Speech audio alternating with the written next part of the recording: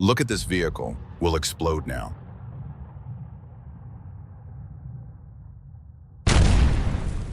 The Ukrainian Air Force conducted 10 successful operations around Donetsk. In some of them, mines were used. In some, FPV drones, and in some, javelins. In these days when peace is being discussed, Ukraine is increasingly establishing drone dominance in order to strengthen its hand both at the table and on the field. A Russian soldier who lost his life in the Ukrainian forests.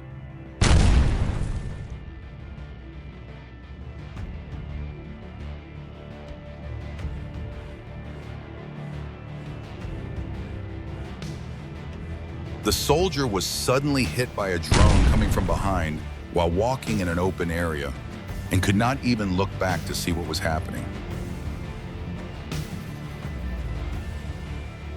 There were those who thought they were well camouflaged and hid, but they did not escape the attention of well-trained Ukrainian FPV drone operators, and they passed away. Welcome to our channel. We share the latest news and images from the Russia-Ukraine war every day. If you support Ukraine, subscribe so we can make our voice heard all over the world. Here we see that the soldier lived for a while after being shot and then lost his life.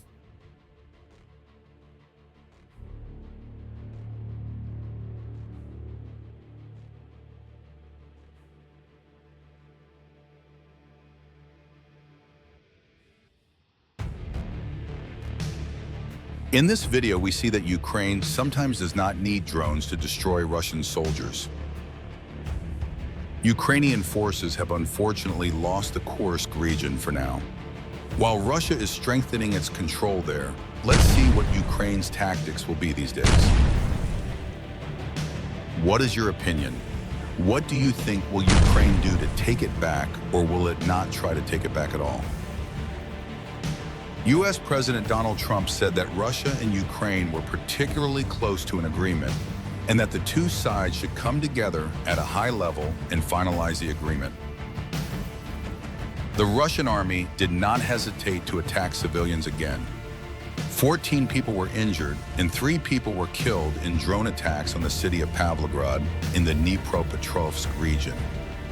It is said that civilian infrastructure in the city was damaged as a result of the attack. What do you think about attacks on civilians? Write your ideas in the comments. An investigation was launched into the assassination of Yaroslav Moskalik, deputy chief of the main operations department of the General Staff of the Russian Federal Security Service, and a person identified as a Ukrainian agent was detained. Let's watch a chase, but the kind of chase where the one who runs loses his life if he is caught. A very good driver and a very good drone pilot are fighting. The drone makes 2 unsuccessful shots from behind the Russian vehicle, but there is nothing left for the driver to do on the third one. The soldier who tried everything to survive among the ruined houses does not succeed as he hoped, and the drone neutralizes the soldier. And another Russian vehicle was hit. Forests and trees are places where soldiers prefer to hide rather than stay out in the open during wartime. However, Ukrainian intelligence acts quickly by using the information it receives and neutralizes targets in no time. Macron and Zelensky had a meeting, and Macron stated in his statement on his X account that these meetings went very well. The subject of the meeting was the ceasefire agreement.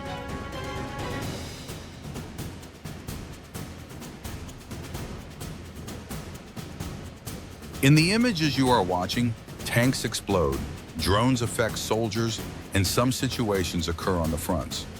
What about the soldier driving the drone? His psychology?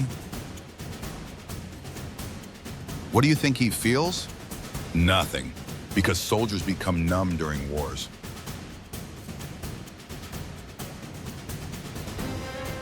The brain of a soldier who is constantly exposed to violence temporarily puts the emotional part aside as a defense mechanism. The brain that sees the state of the soldiers every minute puts itself into a different mode in order to survive, in emotions such as guilt, fear, and conscience no longer exist.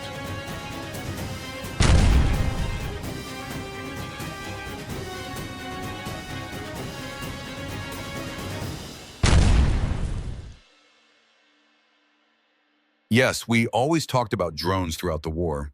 What about new generation mines? One step.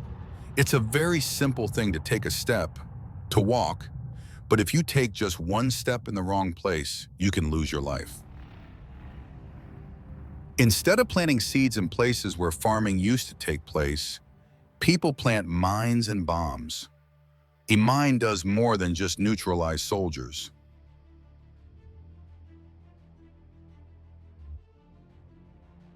Let's think for a short while that the war is over. The tanks have withdrawn and returned to their countries. The guns are no longer firing. The drones are no longer flying. But the mines, they are still underground. It is impossible to find the soldiers who once planted them. They are the worst legacy of war, and they are very insidious. You lose your life at the wrong place at the wrong time when you least expect it, just because you are unlucky. But these disadvantages do not change the fact that it is an advantageous tool to fight the enemy. And these days, Ukraine has neutralized many Russian troops with mines to defend its country. Changing situations and fronts with bombs dropped from above. Ukrainian forces neutralized several Russian targets in the Donetsk region. These are the latest videos from the war zone. While all this is happening, there are both lucky and unlucky people. Soldiers who have survived the war. They have been in the war for more than 500 days, and the war has become their reality. They are pushing their psychological and physical limits. Constant pressure, stress, anxiety, hunger.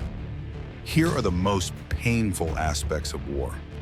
It is truly admirable for soldiers to fight in a place like Ukraine, especially in cold, snowy, and winter. The concept of winning now means surviving one more day, living one more day, regardless of the war.